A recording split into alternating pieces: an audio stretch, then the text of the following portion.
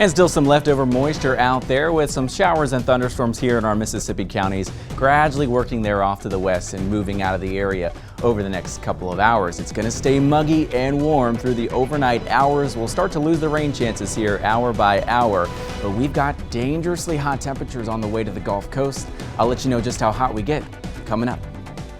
The work week, we will start to see those rain chances ramp back up, and that'll provide some at least subtle relief from this incredible heat. I mean, area-wide heat advisory is in effect here from the Weather Service over in Mobile, Pensacola, with an extreme heat warning back to the west there in Jackson County. So a nice 77 degrees. Temperatures will sluggishly fall off into the mid-70s overnight, with the dew points staying on the stickier side in the low 70s. So we've got dry air upstairs, but down at the surface, we're still quite humid. The night ahead, hey, it doesn't look too bad. Aside from those areas of smoke and haze, will stay pretty mild here in the mid-70s by 1 a.m., mostly clear skies, 76 degrees on the thermometer. Let's just get a check in on that weather predictor timeout. An isolated chance for a coastal passing shower. Here's 11:30 in the morning, winds out of the south, pumping in that heat and humidity along with variable cloudiness from time to time. As we get towards the dinner time hour, could see a brief pop-up shower.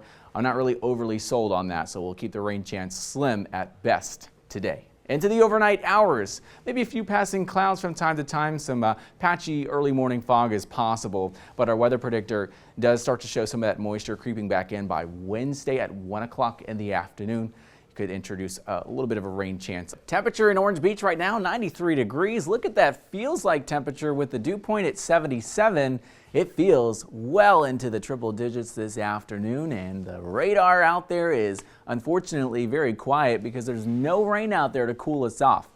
We've got a little isolated pocket of rain along and north of Interstate 10 in our northwestern Florida counties, but aside from that, the vast majority of us are running dry as a bone this afternoon. I mean, really. On that, but a lot of our computer guidance today has actually shifted quite north as to what we were originally anticipating. So notice with the latest guidance, this actually keeps it entirely over the panhandle of Florida. Then we start to see a little bit of divergence there in what the data that we're seeing this evening.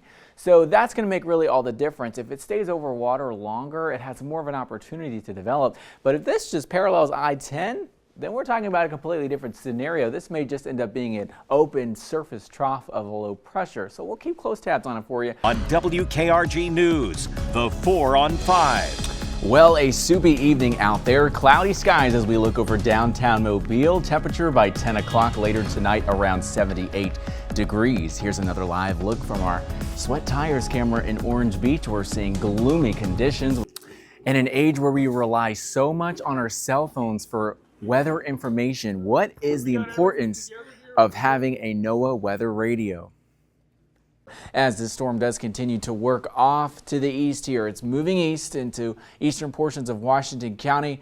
We're potentially looking at winds here upwards of 130 miles per hour. And when we take a look at the shear rate as this storm has progressed over the past hour, you can see we went from a weaker storm to stronger areas of wind shear. So that is the winds. They're shifting and changing with height in the atmosphere. So when we get those bursts of red there right along Highway 17 there, some serious concern. All right, one of the other things we look for is the correlation coefficient, or if we have any debris in the air. This signature right here telling me that this is likely producing a tornado here. Anytime we get into those blue colors, that's letting me know that the values here are suggesting we likely have something on the ground here west of Highway 17 there, north of Tibby. Let's get a look in some of the communities that might be impacted here with this storm.